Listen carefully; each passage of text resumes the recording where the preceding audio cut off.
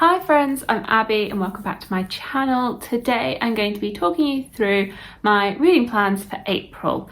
I don't think this is really going to be a TBR, more like a pile of possibilities, ideas of things I might pick up in April, because I don't know, I think the Mood Reader is going to come out full force in April. But as of right now, I'm really feeling in the mood for sequels.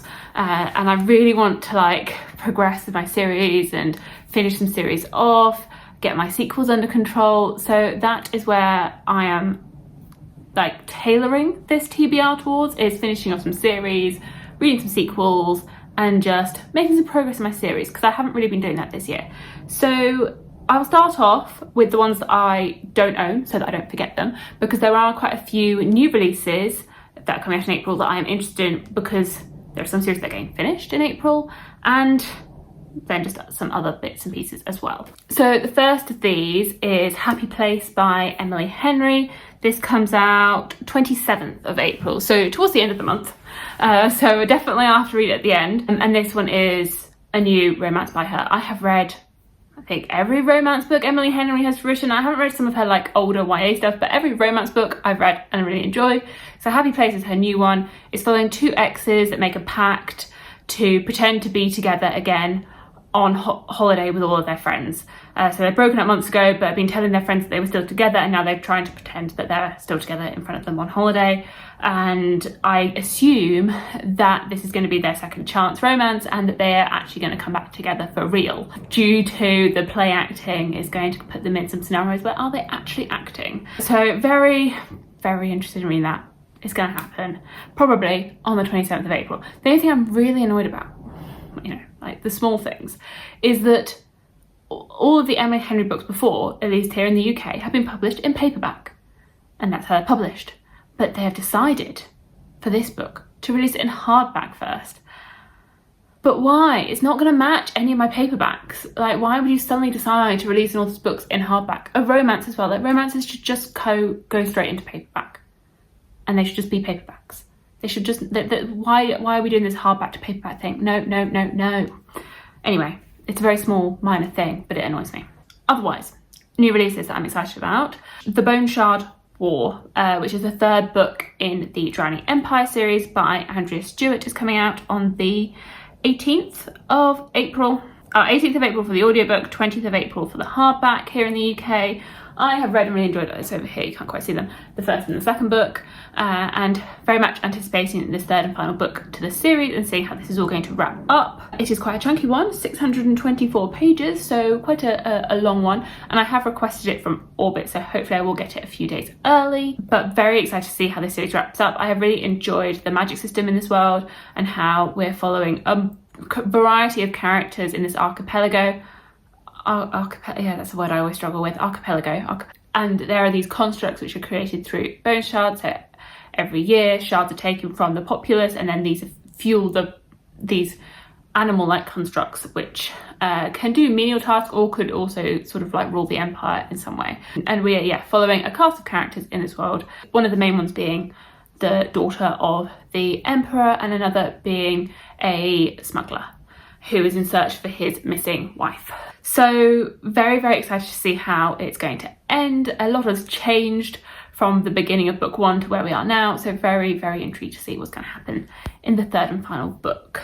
And that's it. There was another one, which I thought came out in April, but it looks like it might have been delayed till May. And that was the Blood Gift. So I will have to wait for that one, because I was 100% sure that was coming out in April.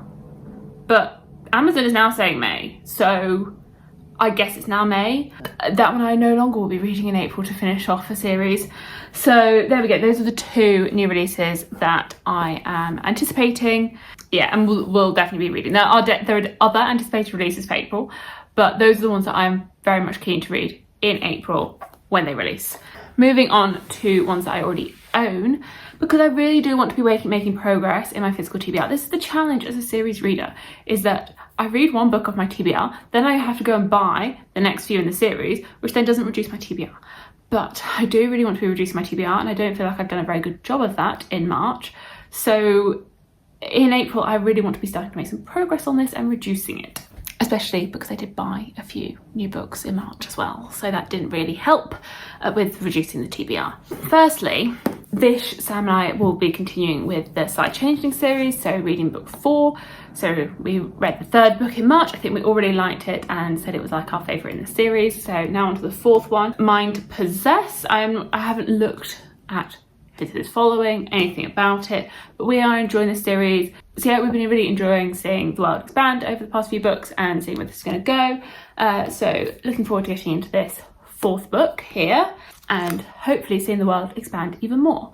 Another sequel I really want to get into is The Bitter Twins by Jen Williams. I read The Ninth Reign back in December, so a few months ago now, and it's way past time that I continue with this series because I really, really enjoyed The Ninth Reign and I am ready to get back into it. I'm more than ready. I don't know why I've not continued as yet, but here we are. I really want to get to The Bitter Twins in April. It is quite a chunky one, over 600 pages, so again, quite a big one. I feel like a lot of these sequels are quite chunky, so we'll see how many I can actually get through. I can intend to read them all, but who knows how far I will actually get through this pile. But it is, you know, aim large, aim big.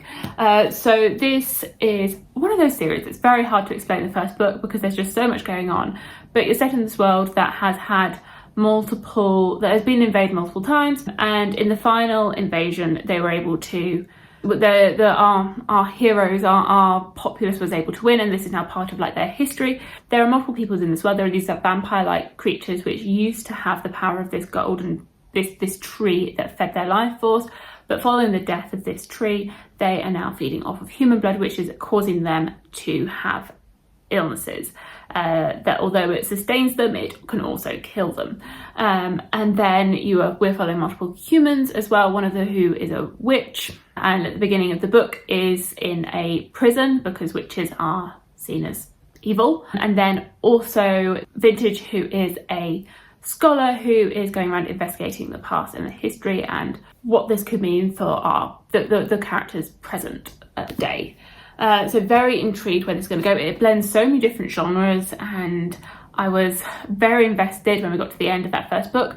So very intrigued to see what's going to happen next. I've actually been really thinking about this world in this series, so very, very excited to get back into this world in the series. And I did want it to be on my March TBR, but TBR Star Hop let me down, so it's going to have to be in April. Another potential sequel that I own, and I'm very nervous for reading this one, is The War of Two Queens by Jennifer L. Armentrout. I'm a bit scared I'm not going to like this one. I've heard very, very mixed things on it. I wasn't a massive fan of Crown of Gilded Bones, which is the 3rd book in this, but I did really like A Shadow in the Ember, which is the prequel spin-off. So it's been a little while since I read Crown of Gilded Bones. I think I need to read a refresher because I'm definitely not rereading it. But this series I've had ups and downs with it. I've definitely had my ups and downs. Like there's elements to it that I really like. Like I loved From Blood and Ash when I read it, and I really thoroughly enjoyed A Shadow in the Ember. But A Crown of Gold Bones was just bad and needed some severe editing. And I feel as though this hasn't had tons of praise really. But I am still interested in continuing with this series and continuing with these characters in this world and seeing where it's going to end up. And I've been trying to like space these out quite a bit so that I don't get bogged down in like in the angstiness of it all. Like I think maybe reading them too close together, I get just burnt out on the angst. So I've really been trying to space them apart so that I can, you know, refresh myself so that I'm ready for the super extreme angst when I get to it. This is the next one. If you don't know, From Blood and Ash is a fantasy romance series following our main characters Poppy and Hawke. And it's set in this world which we don't really know that much about in the beginning, and I probably still don't know that much about it because I'm not really here for the world building because it's very messy. I'm here for the angst of the romance. But we shall see how I feel about this one. Speaking of angst, I have really been in the mood to read and finish off The Last Hours trilogy. So I do own it all now. I feel like it would be very ambitious for me to put all 3 of these on this TBR due to the size of them. But I have really been in the mood to get into this and finish it. So I read Chain of Gold, I think when it came out, which was pretty much March 2020, or around March 2020 I read this. I distinctly remember being on holiday, reading Crescent City in the final week before everything locked down, And then I tried to read The Lies of Locke Lamora, and I just couldn't face it because I was just so like overwhelmed by everything that was going on in the world. It was too dark, it was too intense, I needed something light. And I read Chain of Gold, which really fulfilled that, like, I need something light and angsty. And then it's been quite a little while since then. I have owned Chain of Iron since it came out, but I was delaying getting to it because I wanted to reread this.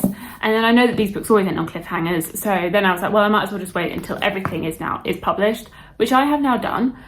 So I now do own Chain of Thorns, which is the third and final book in this series, so I can read the whole thing, which could be a possibility. Like, potentially I could just go down a Cassandra Clare rabbit hole and read all of these, which, who knows, it could happen. But at least for this month, I want to reread Chain of Gold, maybe continue with these other two, but they are chunky. I'm just going to follow the mood and see what my mood wants.